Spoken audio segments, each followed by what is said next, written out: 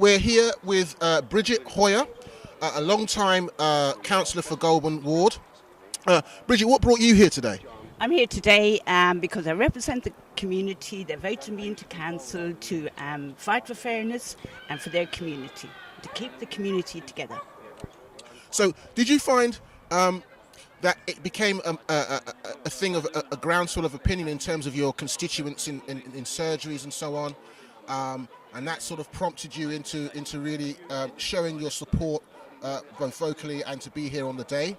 Yes, it's an ongoing problem. The estate needed refurbishment or regeneration, and people are aware of that. It's been left run down, and because now they've reached a stage where it cannot stand for much longer, Kensington and Chelsea have decided to move in and make decisions which are not fair to the community.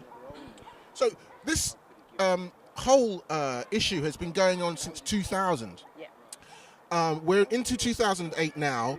So clearly, the sort of financial provision for improving the estate and so on has not been spent because we've been in this kind of halfway house situation. Do you think this has been some sort of a deliberate policy on the part of Kensington Chelsea and Kensington Chelsea Council and Kensington Housing Trust as a means to sort of actually try and sort of get people to feel that, you know, a certain sense of hopelessness and not being able to actually do anything? Or what's your feeling about, you know, why this thing has dragged on for so many years? I think why it's dragged on for so many years is that the Kensington and Chelsea Conservative Council has seen that the land has been increasing. They make mega bucks off the tiniest bit of green land in the borough, and here they have an opportunity to sell off what we've got, the park, and to have luxury housing in places of ordinary working class people's cheap housing or affordable housing. And what they saw coming was the opportunity to put luxury housing in place of. And their policy is to get ordinary people out of London. What they can see is this is the Paris of the future.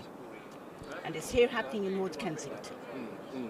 It seems ironic that, you know, on the national level you've got a Conservative Party that's trying to show itself as having some sort of environmental credentials, and here we have a local sort of Conservative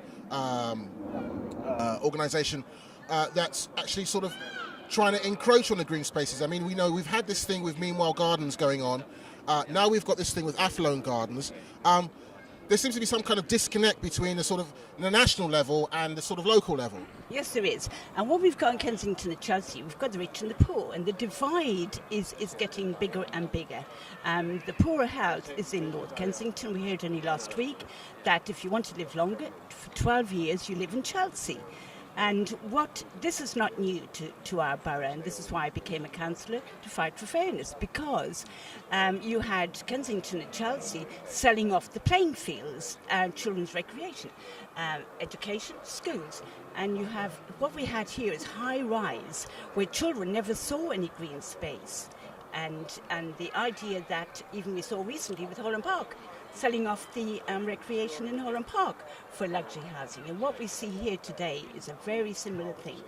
The gentrification is called, yeah, and people are not having it. We could actually have, 10 years ago, made a decision on this estate, kept the best of the flats, which is Pepler House, Munro Mews, and refurbished the flats that were really run down and have been for years. And this didn't happen, but the opportunity has come now for the council, to take away the parks, make bucks out of it, as they always do, and not similar to when they came in the night and bulldozed the town hall down in Kensington behind people's backs. So there's a huge fight here today, and we hope that the people who work hard for living all of their lives and try to educate the children in the areas and keep the community where they belong, a sense of belonging, safety, and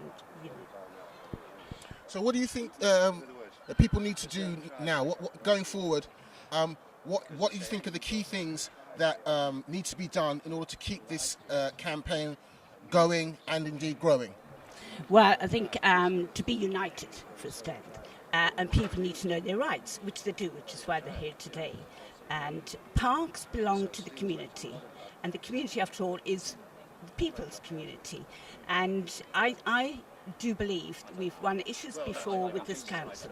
They have the highest reserves in the country, the richest borough, and they do not, although they're elected to represent the whole of the borough, they represent the south of the borough, but they only come up to the north of the borough when they see there's something to be made. Now they know that the North Kensington is not going to sit down any longer and take the nonsense. So they're coming out to fight, and this is what they have been doing.